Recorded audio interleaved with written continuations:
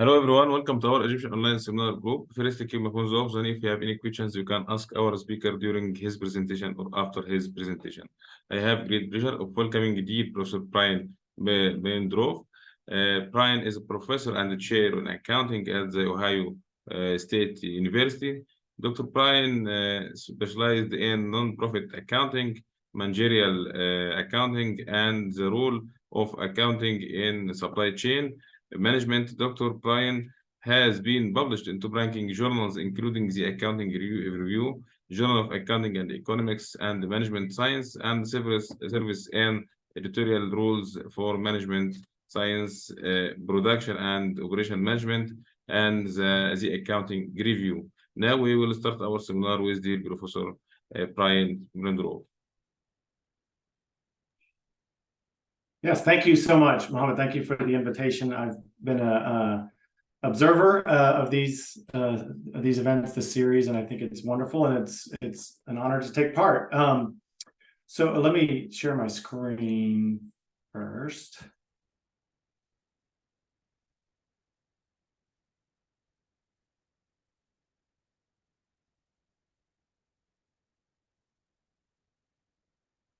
After having practiced sharing my screen for 3 years, I still got some issues. Let's.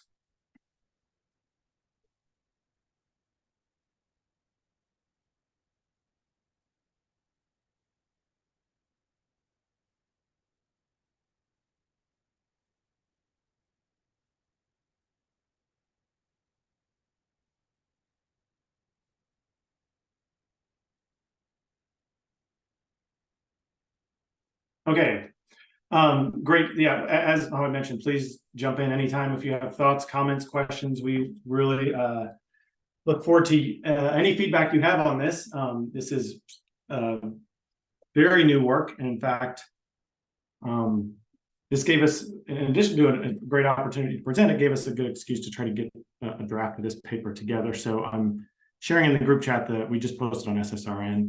If anyone wants to see the paper itself, it is now on SSRN. A few caveats, I guess. I'm very accustomed to doing analytical research, which is very abstract, and this paper is kind of the opposite of those things. It's not much analytical work, and it's very tied to specific institutional practices. So in part because I think I'm very interested in this, as is Helen, my co-author.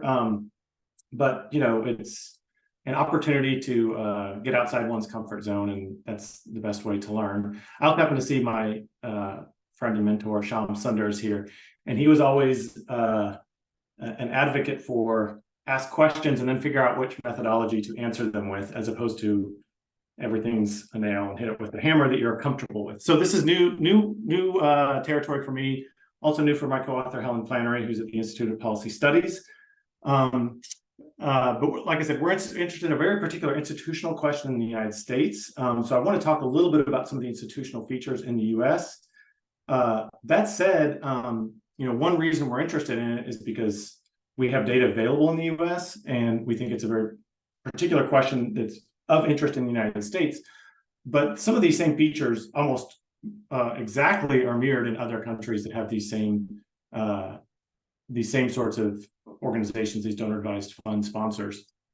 But presumably, we can learn something from this that would apply outside even to countries that don't have these specific institutions, because we're really looking at the kind of the blurring of boundaries between public and private control of assets. Okay, with all that said, before I talk about our research question, I wanted to spend a little bit of time discussing why this is of interest, and hopefully can convince you that this is a topic of interest, and then we can talk about how we've chosen to address it. But like I said, I'm very interested in your feedback and comments on that. So anytime I talk to nonprofit professionals, accounting researchers, finance professionals, whoever, about this topic, the first question I ask, and I'll ask it, but feel free to just consider the answer, or you can put in the chat what you would think.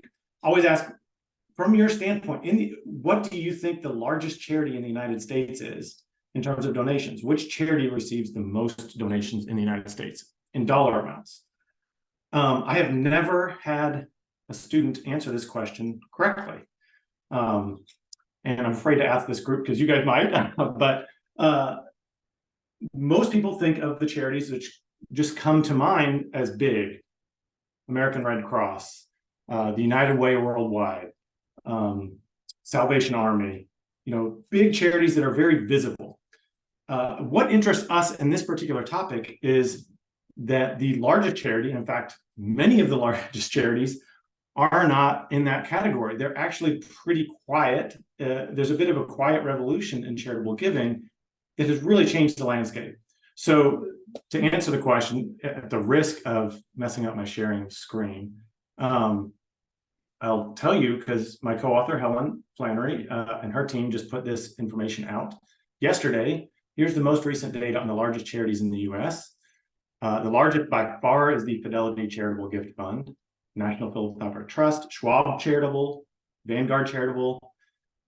You see an interesting pattern. These are charities that don't come to front of mind to most people, but it turns out are really large. And this happened pretty quietly, pretty quickly. So just 10 years ago, United Way Worldwide was easily at the top of this list.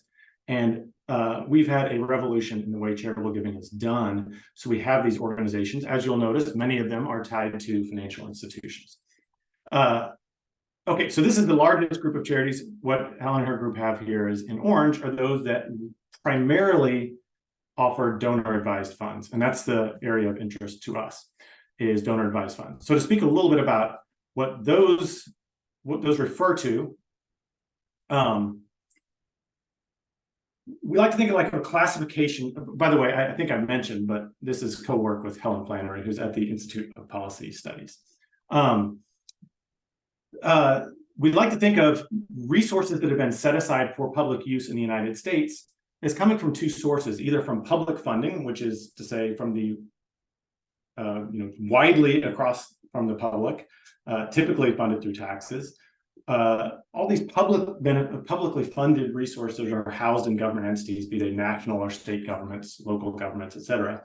Then you have this whole other class of public benefit resources, which are privately funded, voluntarily given to particular entities for a public purpose. And again, broadly speaking, I think of these as charitable entities. There's a whole class of tax-exempt entities that don't count as charitable, but we'll just talk about charitable entities, those who have a stated public purpose, hold assets for that public purpose, but are privately funded voluntarily. So the big innovation, I guess, in the United States law about a little over 50 years ago was to split these charitable entities into two separate groups essentially based on who has control over those assets.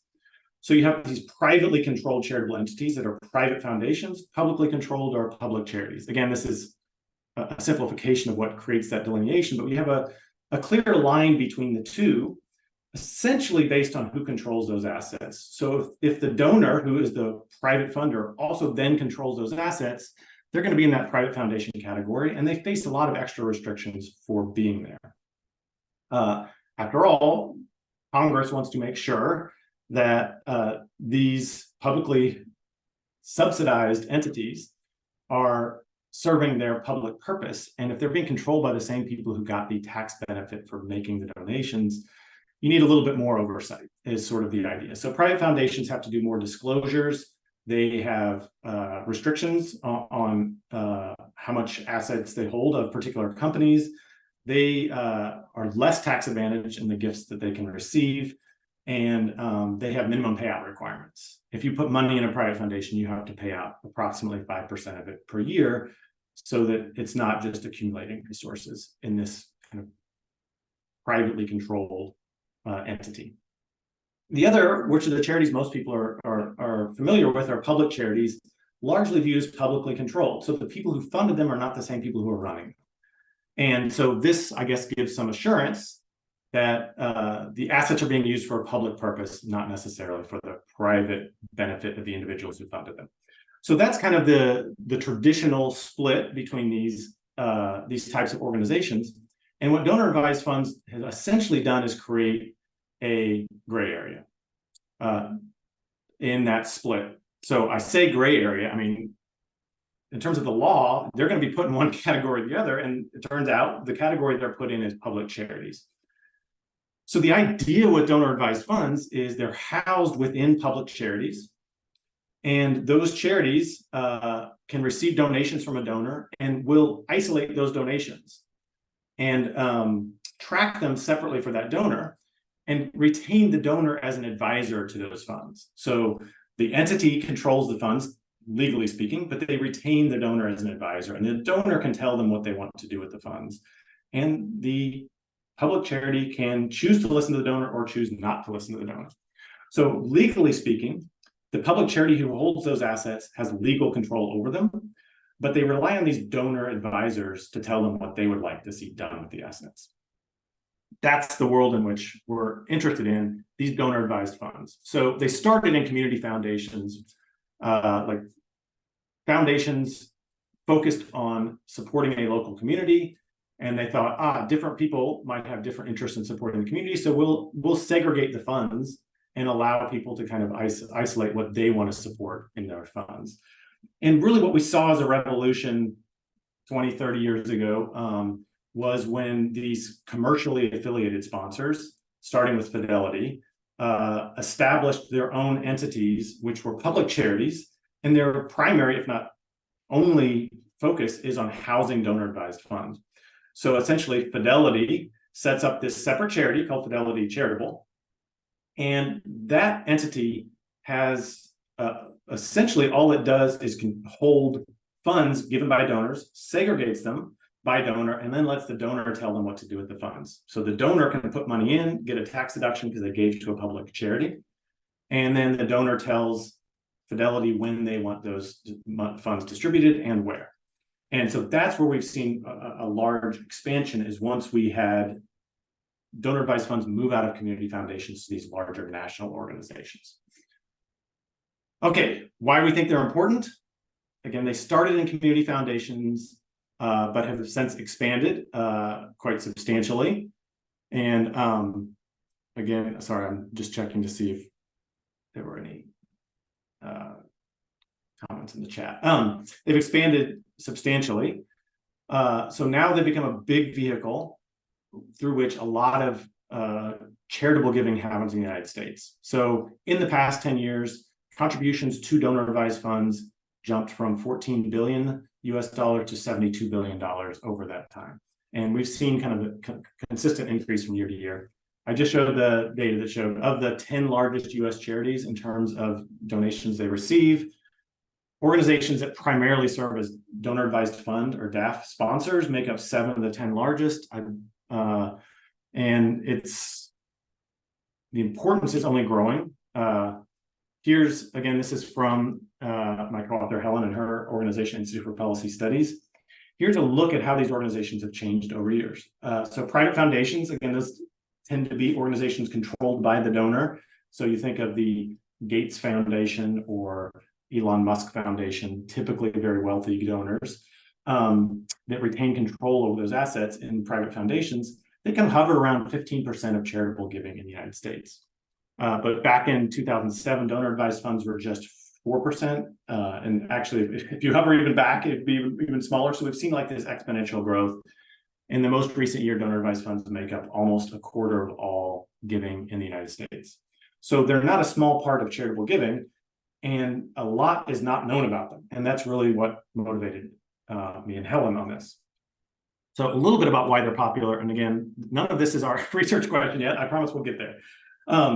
So I don't say we think, I think it's kind of well accepted. The reason why donor advised funds became so popular is it provides an opportunity for a donor to separate when they get a tax benefit for giving and when they actually choose to spend the resources in an operating charity. So if on December 30th, I want to get a tax deduction, I can make the donation, figure out what to do with it later. And so it separates the timing of the charitable giving, essentially, from the timing of when you get a tax deduction. They're also quite popular relative to private foundations. You even see the hyper wealthy moving towards donor advised funds over private foundations, in part because they offer extra tax advantages. Perhaps most notably, if you give an asset that's gone up in value, if you give it to a public charity, you can get a tax deduction based on what its value is. If you gave it to a private foundation, you would only get it for what your basis, what your cost of that asset was. And so assets that have gone up in value a lot, the exception to that is publicly traded stock, but assets that have gone up in value a lot, there's a huge benefit to donating them, especially if you give them to a public charity, and donor advised funds serve that purpose. Donor advised funds, unlike private foundations, also do not have payout requirements. So the donor gets a lot of flexibility as to where the money goes out and when. An added feature which has come to light in recent years as something that might be important is that private foundations have to disclose who gave to them and where the money went. Donor advised funds are housed in public charities, and they don't have to disclose who their donors are. And so you can make more anonymous gifts that way. So this is part of why there's been a boom in donor advised funds. It's arisen in the highest wealth individuals in the US, but also much more small dollar givers as well. It doesn't take too much money to start a donor advised fund at, say, Fidelity. So with that in mind, a little bit on what we currently know about donor advised funds based on research, and I want to talk about what Helen and I were interested in doing. Traditionally, the view of donor advised funds is to split the sponsors into different types. National sponsors, community foundations, single issue sponsors. So single issue sponsors are ones that the unifying feature is a particular mission objective. They tend to be connected with particular religious organizations, but that doesn't have to be the single issue. Community foundations are those whose focus is on a particular local community. And the national are those that are these larger organizations with a intended national reach. They don't have a particular community focus or a particular mission that's focused. And we lump them into national. Some people call them commercial, but we will call them national. National sponsors is where the largest growth has been. And the empirical data has already examined that. So the kind of curious thing about this is largely people view them as there are three types of sponsors: national, community foundation, single issue. The latest legislation that's been proposed actually has a carve out or exception for community foundations. So there's this implicit sense in which community foundations are different. But at the same time, the data suggests that community foundations are actually paying out at lower rates. So if you're concerned about too much money being held in these organizations, the average payout is lowest at community foundations. But as we're going to look at, the average isn't the thing we should be paying as much attention to as the variance. If you're worried about really low payouts, we shouldn't worry about the average payout. We should be worrying about how much variation there is in the payout. So there is some research that looks at intertemporally, when there are economic downturns, are donor advised funds helping fill the gap? You know, part of the explanation is that from a public policy standpoint, is that donor advised funds can be useful because they allow a separation between when the money is given and when it's essentially used for charitable purposes, which may allow where people give during good times, and then they have resources available to fund needs during downturns. And there's some modest evidence of that.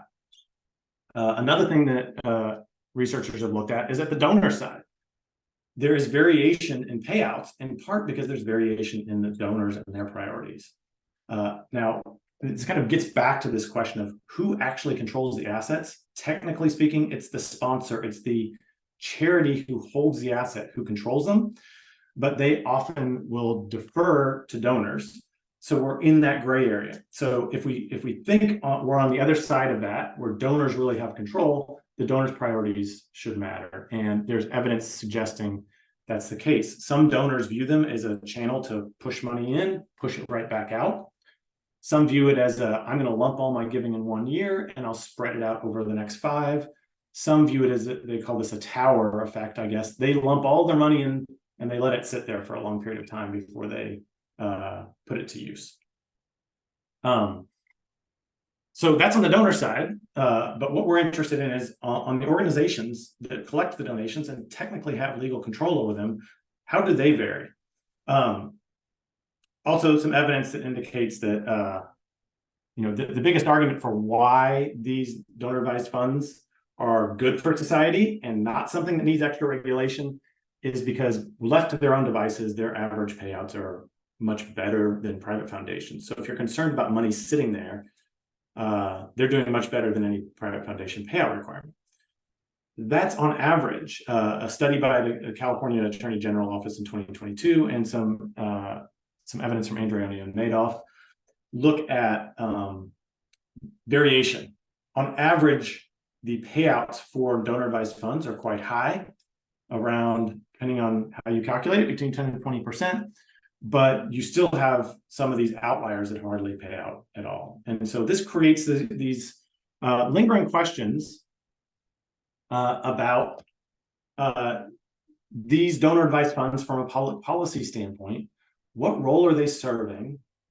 Are they paying out resources at a fast enough rate to justify the tax advantaged giving they offer? And also, like, how much of a tax expenditure from the standpoint of the government is the presence of donor-advised funds creating? That is, how much tax benefits are we giving to these donors? So with that in mind, what we were interested in is trying to do a more precise classification of donor-advised fund sponsors. Again, we currently classify them into community foundations, national sponsors, and single-issue sponsors. But what we are essentially, our thought process is, donor-advised funds can straddle this line between public and private control. And as a result, you might see some sponsors who really view their role as engendering private control, and some may view it as their job is to engender public control. And so some may go on one extreme and cater to donors and view that as their objective, and some may view focusing on the mission as their objective. So what we essentially tried to do, because we don't have a classification system beyond those three buckets, is to essentially develop a measure based on the language they use on their websites about what their emphasis is. And we'll get to it shortly, we essentially developed a dictionary of terms. Some terms are viewed as terms that emphasize the benefits they provide to donors, and some terms emphasize the benefits they provide to society and focusing on their mission. And so we developed this emphasis measure to see, relatively speaking, what percentage of their language is focused on donors as opposed to focusing on the mission. Brian, I have maybe a little bit outside of your focus, but it seems you're presenting that as a measurement that is motivated into what you think are going to be very different outcomes for these two types of financing schemes. And I'm not clear yet whether you're testing whether there is a theory of donations, and so outcomes might be fundamentally different, or maybe this is meaningful as to whether there should be constraints or implications for tax authority. And I'm trying to think in terms of, and this is kind of not a criticism, but sometimes papers, empirical, tend to be all about measurement. And I can't think about a measurement if you're not stating what theory you're going after. It seems an attempt at just, I'm going to just clean up a little bit of this data to make it a little bit better, but don't we have an objective here? Yeah, and so I will get to that, probably not to the extent that you're interested, because in many ways, I think the underlying theory, so let's take kind of at a first cut.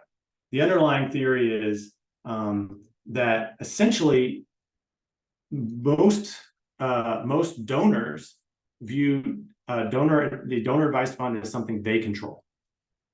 I don't even know if the sponsors, I guess our question is the sponsors, but at the same time, legally speaking, the donors do not control those assets. And we've seen lawsuits. There's a pretty prominent lawsuit of this family who sued Fidelity Charitable because they donated assets and Fidelity Charitable sold them and they didn't want them to.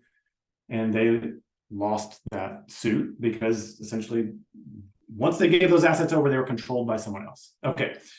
So, one thing is there's this kind of public perception that the donors control the asset, and the practical reality that the donors don't legally control the asset. So if we start with that practical reality and just say, these sponsors might behave differently in terms of how much deference they give to donors. And that's the question. Is there variation in the sponsors in terms of how much deference they give to donors? Because they're not required to give any deference. Now, none of that is a theory, though. To get to your question about the theory, and I think we'll get to this roughly speaking, but a few ways of looking at this is what these organizations offer. It's hard to think of charities as competing, but if you roughly think of it as this is a competition for donor resources. What is the thing that they're competing on? On what basis are these organizations competing? And you could argue that Fidelity, Schwab, these other organizations, they don't have a particular mission. The main thing they offer is the ability to provide the tax benefits to donors in an efficient fashion. So in many ways, what they, again, this is roughly speaking, you could view what they're offering as a commodity where they're an intense competition. These products are substitutable from the standpoint of the donor. So they might behave in a much more intense competitive fashion than, say, for example, a community foundation who has a monopoly. Each community essentially has one community foundation.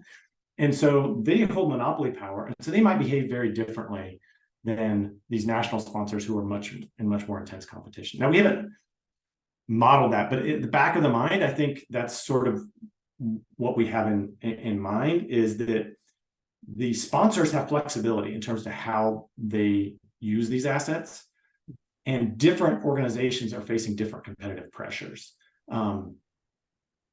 So, like I said, I don't think that exactly gets what you're wanting, but that's sort of what's at the back of mind.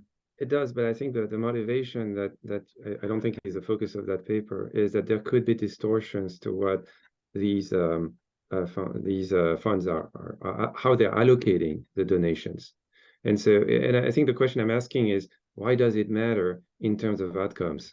Are we worried that the donors are going to use their power over how the funds are allocated, exposed, to change what should have been done?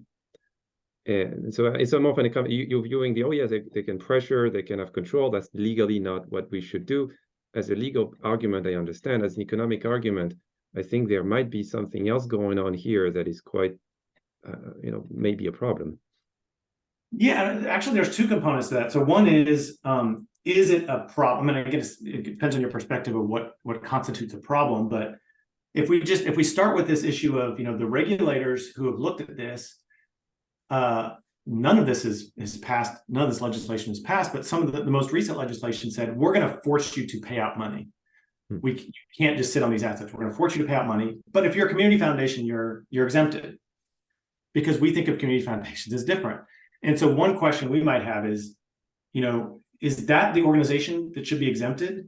Or are there other organizations we should be concerned about not paying out sufficient funds? And so are there ways of identifying organizations that essentially reflect the largest risk from the tax authority standpoint, giving large tax deductions, but sitting on the money? That's my last question, because that part also I didn't know. So you get the deduction right away. And so if you want to donate for something that's going to be done in 10 years, you'd rather donate right away, and then you get the tax deduction immediately. And so I think the concern you're bringing about is it seems that might not be what the tax deduction should be. But at the same time, if you donate to, say, I don't know, Greenpeace, and Greenpeace has a lot of cash, so they don't invest right away. Yeah. So it almost amounts to the same, with the difference of how you allocate the money. So I am unclear about, is that a problem? If it is a problem, how would we do better enforcement, especially for those big nonprofit that have a ton of resources and they seem to be playing the same game? Or a university endowment would be another example. Yeah, I'd say that's the one that also comes to mind, is that, and this is, to the extent that you're concerned about this, it's a problem in our data, because we could say this particular sponsor paid out all the money, but if they paid it out to Harvard, it could be sitting in Harvard's endowment. Yeah. And so if the objective is to put it in use, I don't know if you can. It is the slippery slope here, and in fact, in many ways, donor advised funds represented slippery slope. Oh, sorry, did someone? Oh, Sean. If I may follow up on Jeremy's question, I think the issue here, the question which I'm not clear about, though I have had one of these accounts in one of these funds for a very long time, I've never asked if this account is closed without my assigning the balances to any particular charity. What happens to the balance? If I die without will and without any assignment, what's the residual policy on these funds? I think that's a key question, because the money is going to accumulate. If you don't pay now, you'll pay presumably more in the future to the objectives. The money can't go back to the donors. So what is the residual terms for settlement of the residual after donors' death, intestate, or whatever? Yeah, this is a great point.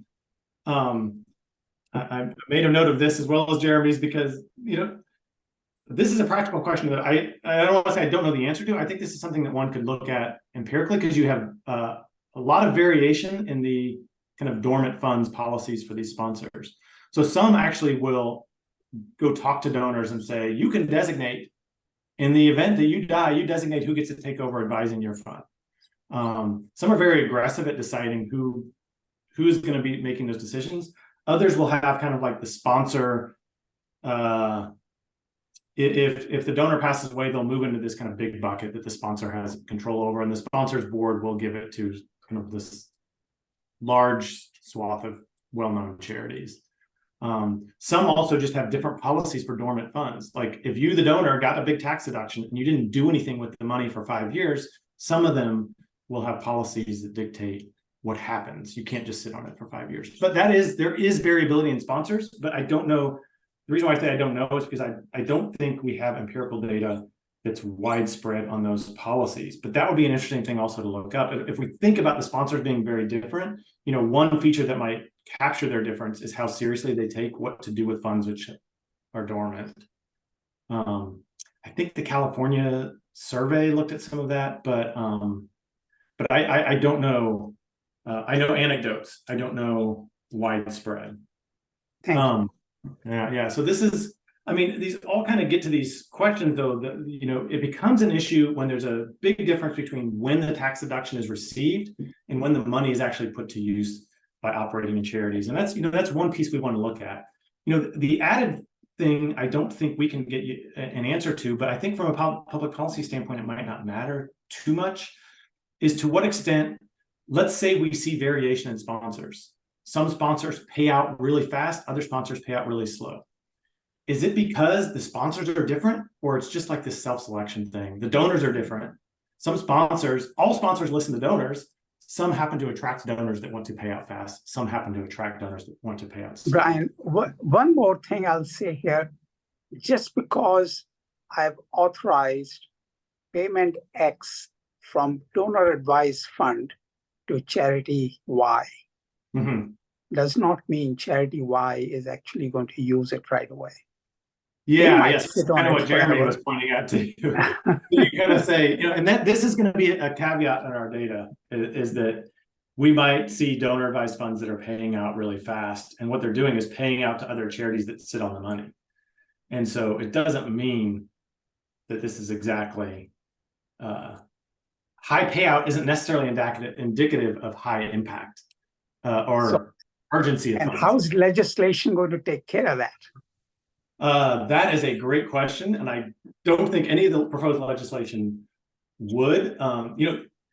A slight twist on that is that perhaps the other gaping hole we have here is that private foundations do have payout requirements. They're required to pay out 5% of assets a year to public charities.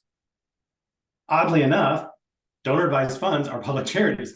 So a non-trivial amount of private foundations are meeting their payout requirements by paying out to donor advised funds, who are then presumably sitting on the money. We don't know, because then you lose track because of disclosure requirements.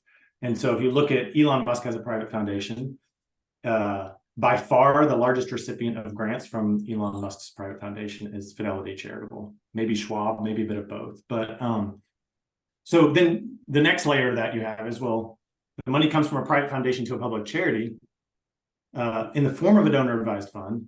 Well, if it pays out of a donor advised fund, it's still not perfectly indicative that that money is being put to use. It might be sitting in an investment fund somewhere else, like, and not to get too off track, but we also have this phenomenon, and we'll get at this briefly, that there's lots of money flowing from donor advised funds to other donor advised funds. And so you kind of get the circularity. It looks like money is getting paid out, but it's just getting shuffled between these organizations. I think it is a very big challenge. This is an accounting challenge that expands beyond donor advised funds, which is, if we want to know how much money did an organization use for charitable purposes, granting money to another charity counts as using it for a program purpose. But if that other organization just sits on it, is it really being put to use for a program purpose? And that is a great open question that definitely serves as a caveat to anything we find here. In terms of our question, so finally, I apologize for taking this long on this. The question we're interested in is, in looking at the way that organizations publicly communicate about their emphasis, does that tell us anything about how they behave and or what their resource flows look like, what sort of donations they're getting, what sort of money's going out the door? Is it informative at all about their behavior? And again, within the back of our mind is that regulators seem to have an implicit understanding about which sort of organizations are generating the largest tax benefits to donors and which generations are pushing money out the door faster. And we think we might be able to speak to more than what the current understanding is. And so sponsors that emphasize donors, are they getting more, and this is thinking about on the competition side, are they getting more money from donors? Are sponsors that are emphasizing donors encouraging donors to give gifts that are more tax advantaged? That might also be important as we think about, from a public policy standpoint, what is the government, the tax expenditure the government is incurring, and what is the government or the public getting out of that? And then the last feature is, who's fastest to spend funds or slowest to spend funds? Yeah, Jeremy, I am with you. We might be able to get at that. So I guess, so, what we're emphasizing is how fast do you spend money? What we're not emphasizing is where is it going? And is it going to places that spend money faster? And I'll mention some of the things we were considering looking at on that, but it had more to do with the types of mission and the types of organizations, and not necessarily the types of organizations that spend faster. That would be an interesting thing to look at. And so one alternative, there's data available to that. Yes. So one alternative explanation is you're giving to those funds because they know how to keep the money better than nonprofits. And so you know where you want to give it. It's not going to distort anything, but you want the best management to invest the money efficiently.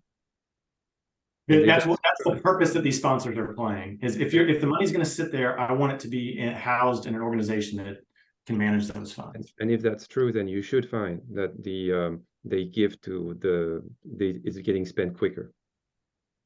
Yeah. So essentially, if as a donor, or if the proposition here is, if the money is going to sit for 5 years, I'll put it in this fund for 5 years and then spit it and have it spent right away, as opposed to put it in here for 1 year, spit it out and have it sit somewhere else for 4 years. Yeah. I thought Jeremy's question was going in the direction of comparing the rates of return of the money that sits in DAF versus charities. I so desperately want to answer that question, to be honest. I desperately want to get at that. The problem we have is the disclosures they provide don't give us enough information about their investment returns. More importantly, the risk profile of those investments. And so we could do really rough calculations of their investment returns, but just to say, your assets went up in value by this amount without controlling for risk, I have a hard time with that, because part of our interest is, not to get too off track, but this is really where we started the question. It's just the data is hard to get at. Is I'm a donor let's say I gave money to Fidelity, and there's thousands and thousands of donors who give money to Fidelity, and Fidelity says you have these 3 options to invest in or whatever. All the investment choices are being made at the donor level, but Fidelity is holding on billions of dollars. You'd think they would have a unified investment strategy, and I just don't know if they do. It seems in many ways, it's hard to know whether they're just ceding that investment choice to donors or whether they're creating an impression to donors that they have investment choices, but really they're curating those Brian, you'll have to compare, suppose Fidelity offers, let's say, 3 fund options. You'll have to compare risk class of each kind of funds in which various organizations invest money, controlling for the risk class. That will be the only way, I think. Otherwise, money market versus growth funds, there's no comparison between them. Yeah, and how much money is in each of those, we don't know. Even if they give these 3 options, if everyone takes option 1, or if everyone takes option 3, we just don't know it from the data that's available. But I would be very interested in that, because one of the arguments of kind of the proponents of donor advised funds say, leave them alone, they pay out faster than private foundations. And it's a great way to grow money. You put in money today, it gets put in a fund and it grows really well, and then that gives you more charitable impact. And so this big question of how quickly is it growing is an open question, and I would be very interested in getting at that. We've tried some, but we need to redouble our efforts for sure. Okay, let's go at what we have, though. I really I think, and Jeremy has another point here. Yeah. Some of the other research doesn't get exactly at financially fragile nonprofits as much as intertemporally speaking. When nonprofits face more financial challenges, more money flows out. So they look, instead of the cross section, they look intertemporally. And there's limited evidence on that, but it exists to show that during downturns more money goes out. But I don't think that fully gets at your question. I think that's a great one to think about too.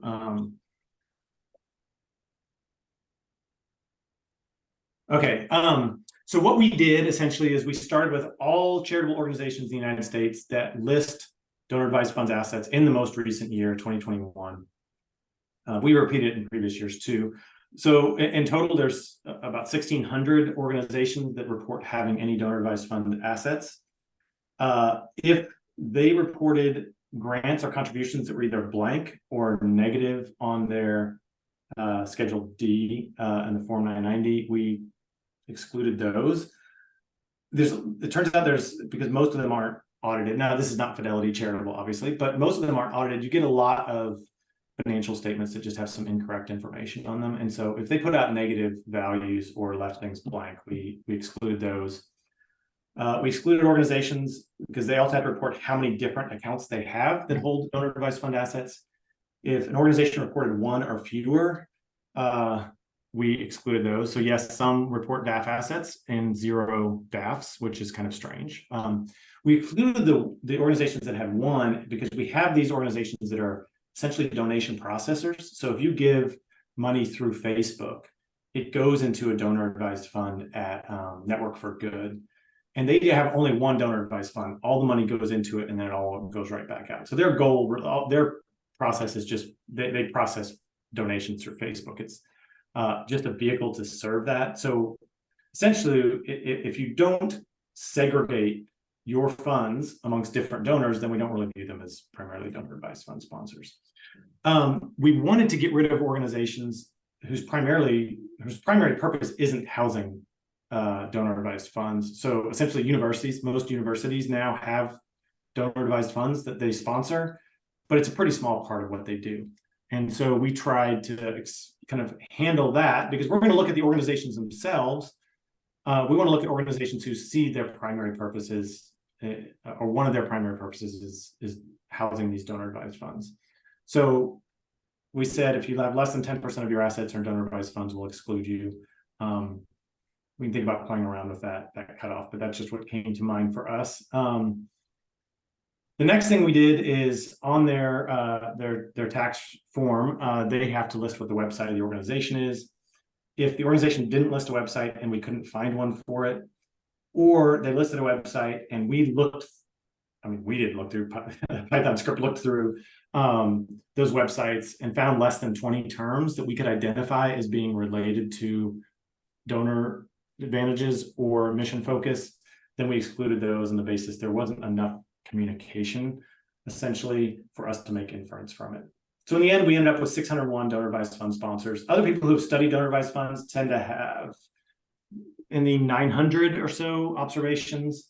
Reason we're less is because we're looking at not just holding funds, but holding a material balance and this website thing. So these added kind of filters made our sample a little bit smaller than most work that's been done, but the kind of descriptive statistics look pretty similar. These are, our organizations are a little bit larger, as you might expect, but otherwise look pretty similar to the larger sample. Okay, so here's how we thought about building a measure, something other than this three-way categorization of organizations. So we developed a dictionary of terms that would be indicative of these two things, either donor emphasis or mission emphasis.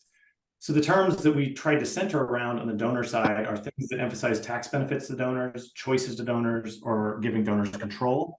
And on the mission emphasis, we tried to focus on terms that point towards urgency, impact, grants being made, or focusing on the charitable needs that they do. And here's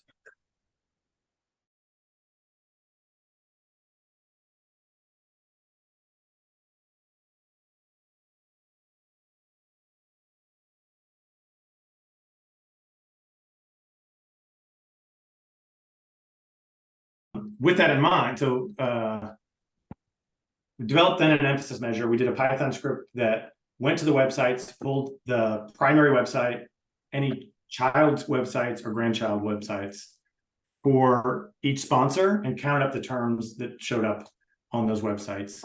We stopped after this kind of three levels for two reasons. One is, if we think about the goal here is to capture the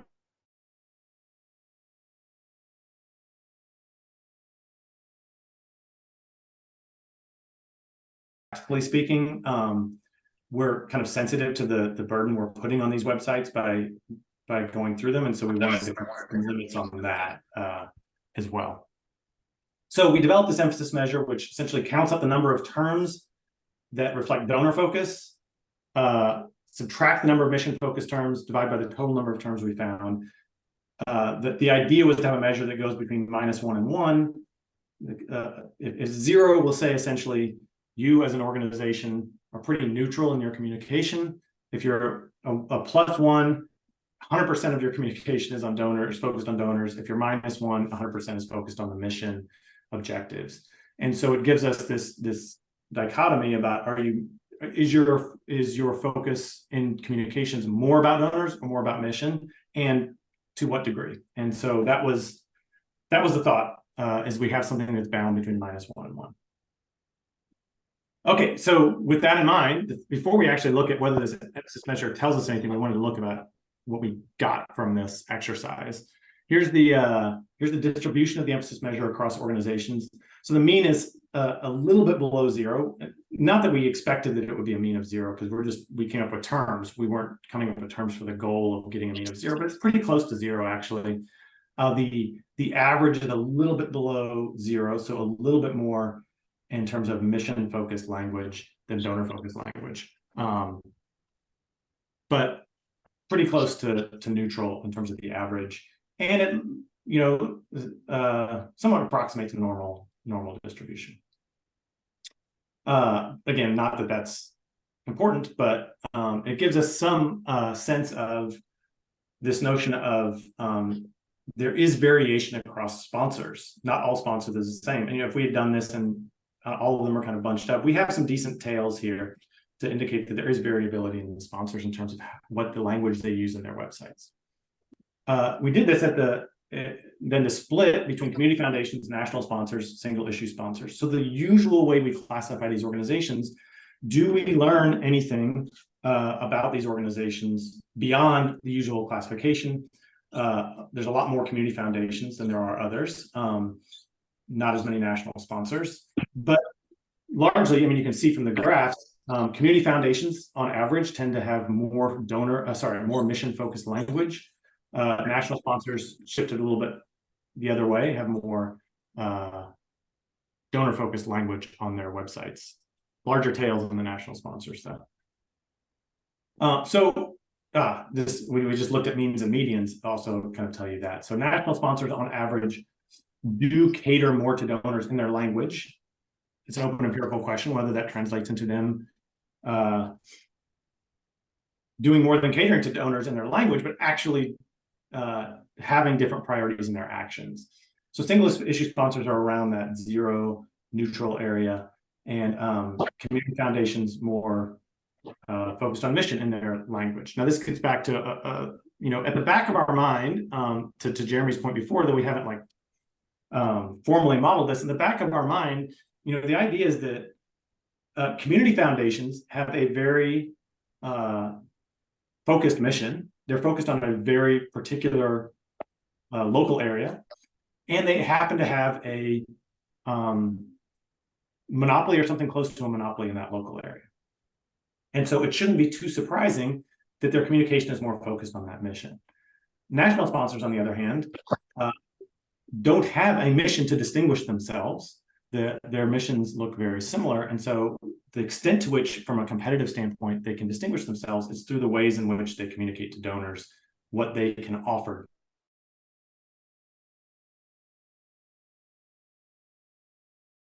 Community foundations don't have to compete. Single issue sponsors have to compete, but they have a clear mission. So they might have to compete in an oligopoly sense on a mission. And so they're competing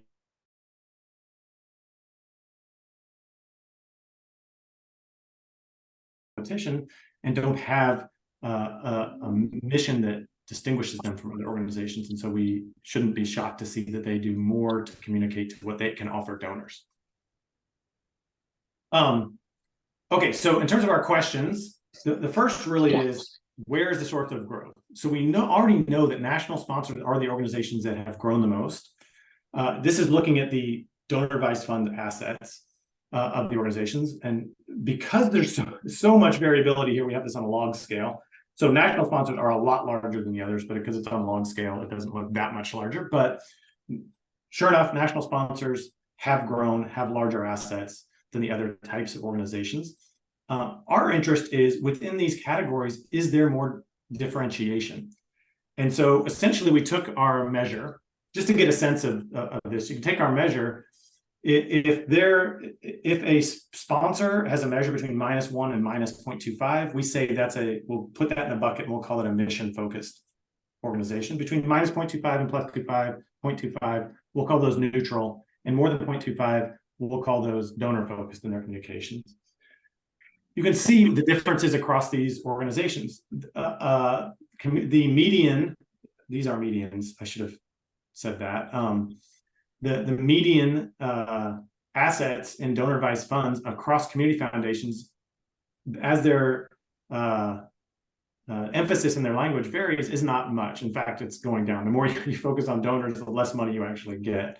But again, we'll see that that's not empirically significant.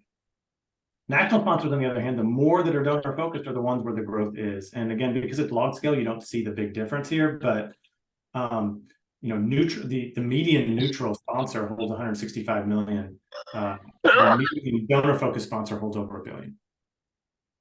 Single issue sponsors are the smallest, but you also see that growth there. So if we go back to this notion of competition, community foundations aren't having to compete on this dimension. National sponsors and single issue sponsors are, and the extent to which they're conveying that they offer benefits to donors as opposed to conveying that they achieve particular mission objectives, they are successful in generating assets. Okay, so empirically speaking, we estimated the kind of simple regression here. estimating, because we know there's huge skewness in the assets. We look at the natural log of the assets that are held by these sponsors, controlling for year end, when their fiscal year end is.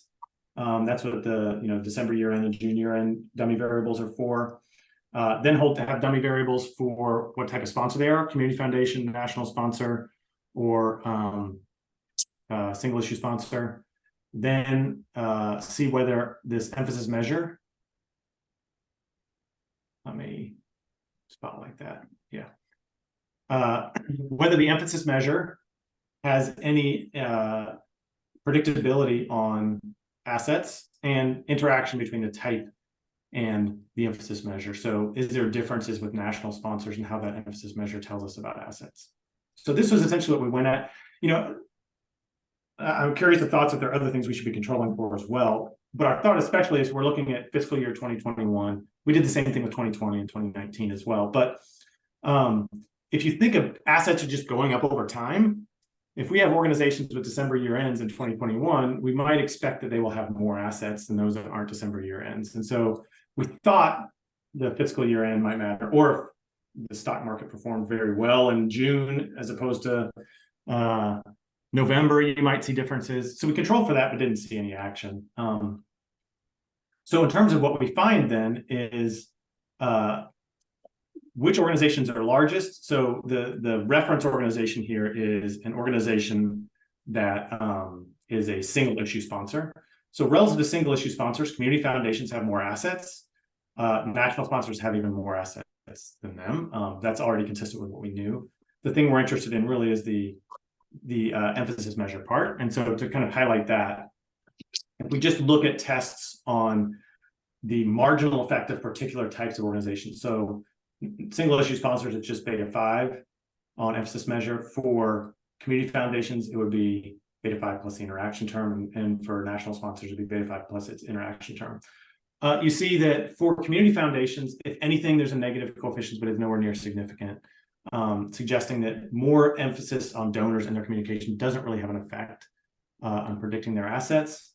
But that's not the case for national and single issue sponsors who, when their communication exhibits more emphasis on donor benefits, happen to have more assets. Now, I guess which types of organizations have the largest assets already known. What we can throw into the mix is it's not just what type of organization, but what the emphasis is within those organizations. And so we do see substantial variability, both in national sponsors and single issue sponsors. So the next question we're interested in is, okay, these types of organizations have more assets than other types. Why do they have more assets? Is it because they're bringing in more on the revenue side, or because the expense side is slower to go out? And on the revenue side, how much of those revenues are the really tax advantaged gifts, the ones that represent the largest tax expenditure for the government? And so that's kind of our next set of questions. We look at resource inflows. Again, community foundations, remarkably consistent across categories. There is variability in how much they communicate about donor focus, not much variability in terms of what that means in terms of their behavior. National sponsors, you see the potential for a U-shape, but I think we can argue pretty quickly that that's not really what's going on, in part because these three categories, we have a little bit more of a bimodal distribution with national sponsors. You have some at the low end, some at the high end. So the number who are in this neutral category is pretty small. But again, these are medians we're looking at. But there could be an upward trajectory here. Hard to say for sure, just from looking at this. Single issue sponsors, it does seem like, oh, those that focus more on donors and their communication are able to generate more contributions. And again, looking at the data, that's sort of what plays out. Again, I'll focus on this, which is our focus, which is the emphasis in their communication. Is it predictive of anything? And the question here is it predictive of contributions coming in the door? Positive coefficient for national sponsors, but there's just too much variability to get anything statistically significant. So I can't really say much here, but we can say for single issue sponsors, those single issue sponsors who are active in their communication to donors about donor benefits are seeing more contributions. Not true for community foundations. Again, kind of up in the air on national sponsors. But that in and of itself is interesting. National sponsors are growing really quickly. National sponsors who are emphasizing benefits to donors are growing quickly, but it's not entirely attributed to the fact that more money is coming in the door.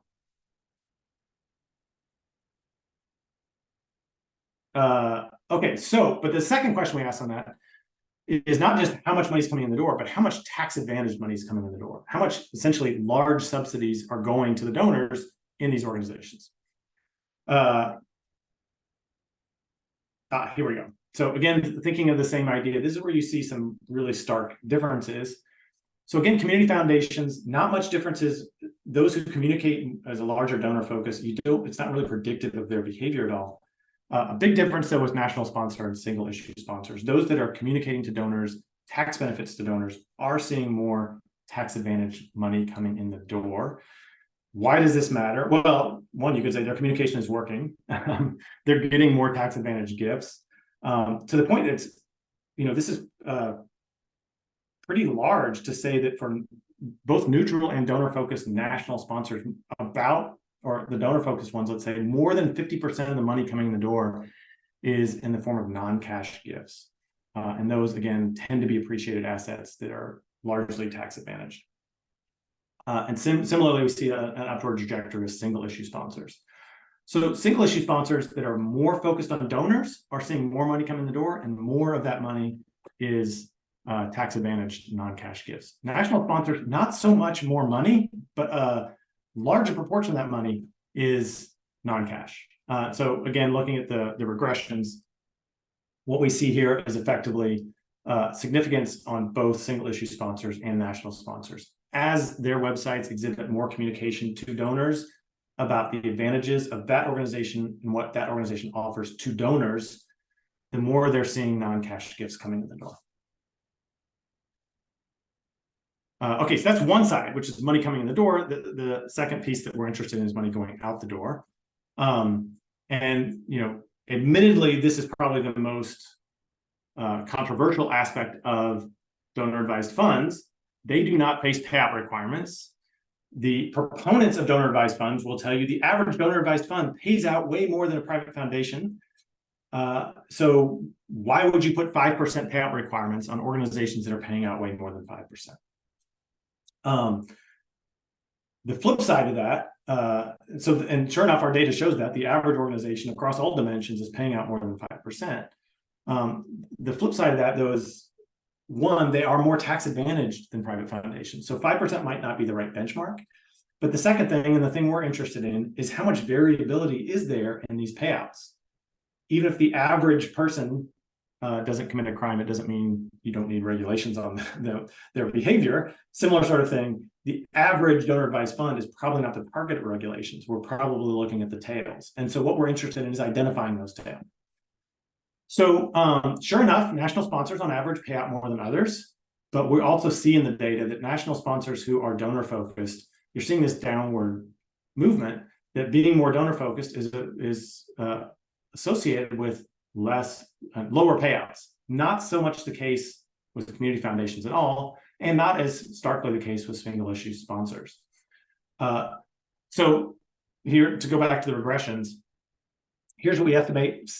Single-issue sponsors focusing more on donors in their language is predictive of more money coming in the door, but it's not really predictive of variation of money coming out the door. For community foundations, again, it's largely not predictive at all. For national sponsors, it's predictive of much lower payout rates. And so, the story that's usually out there is that community foundations pay out the least. On average, that's the case, but much less variability in their payout rates than you see with national sponsors. And in fact, if you use the regression model here and say, let's say we had a national sponsor that pays out, that has an emphasis measure, which is like 80% of the terms focus on the donor. A community foundation that had 80% of terms focused on donor, that community foundation would still pay out about 9 or 10%.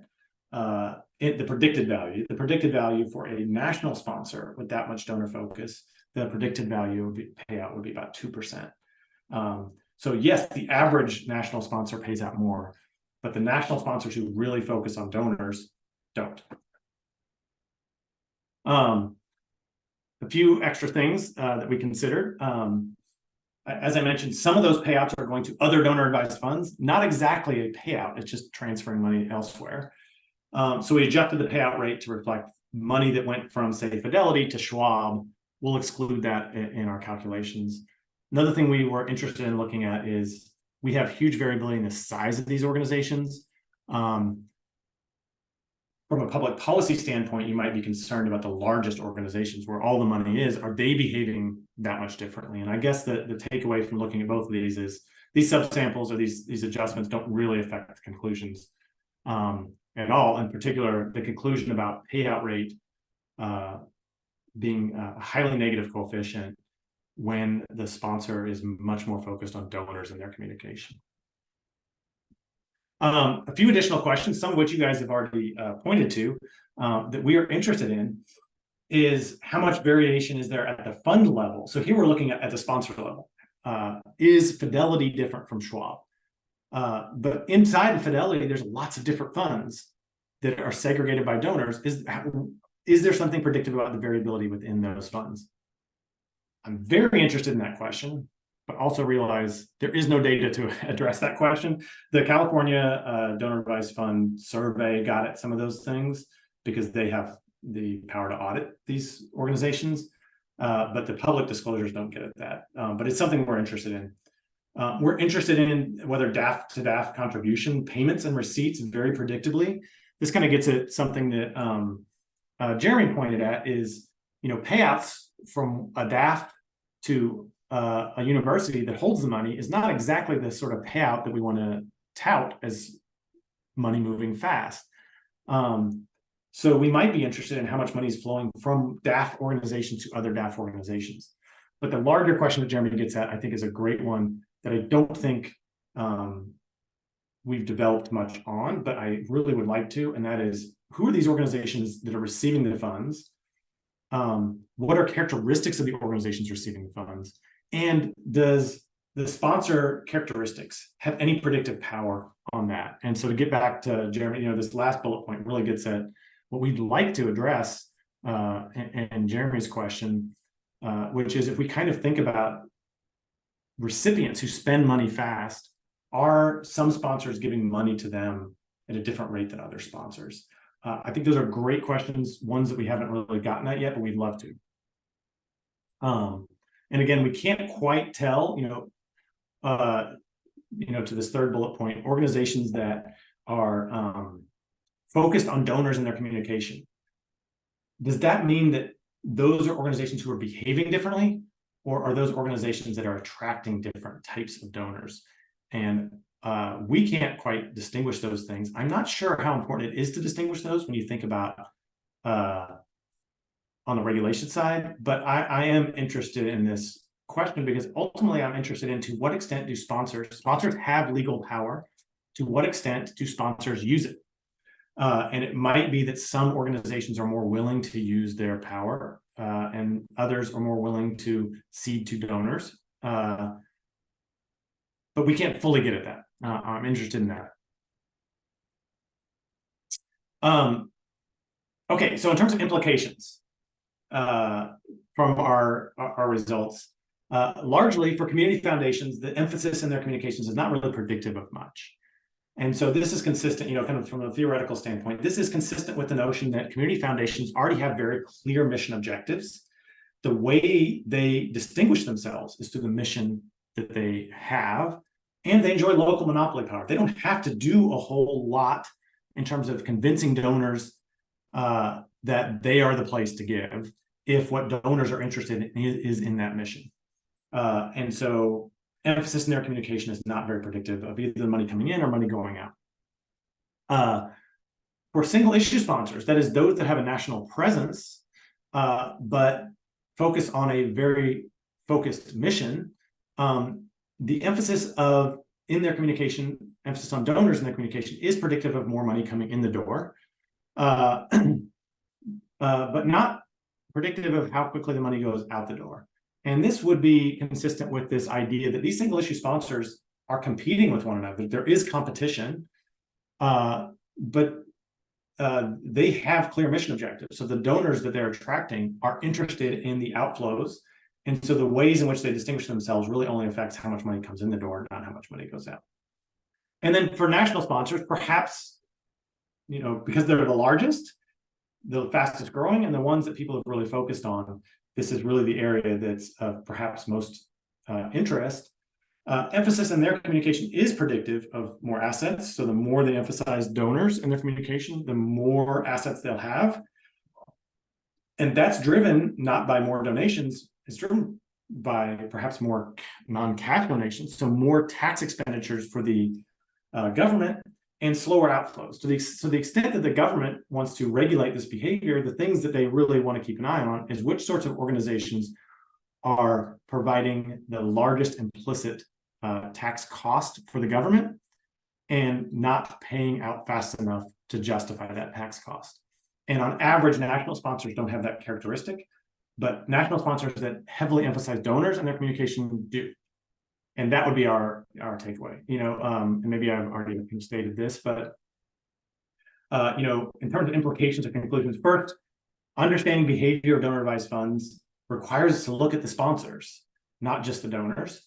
And sponsors vary by more than just the three categories that we normally think about.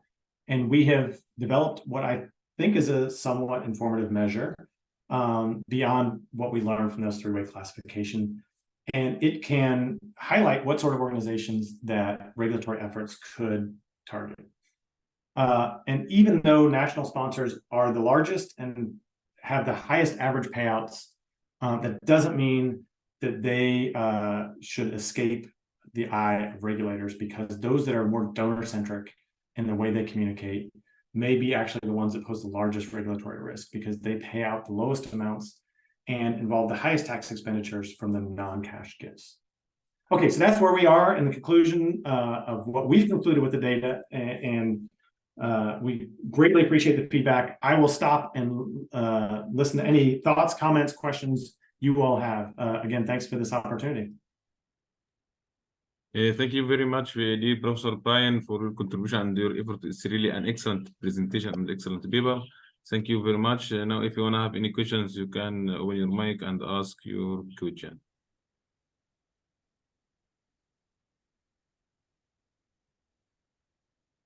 If any questions, if anyone have any questions, you can open your mic and ask your question.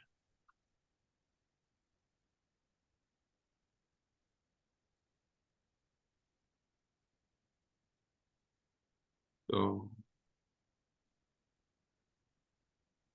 thank you very much, dear Professor Brian, for your contribution, your effort. Thank you very much for taking the time to present it to us today.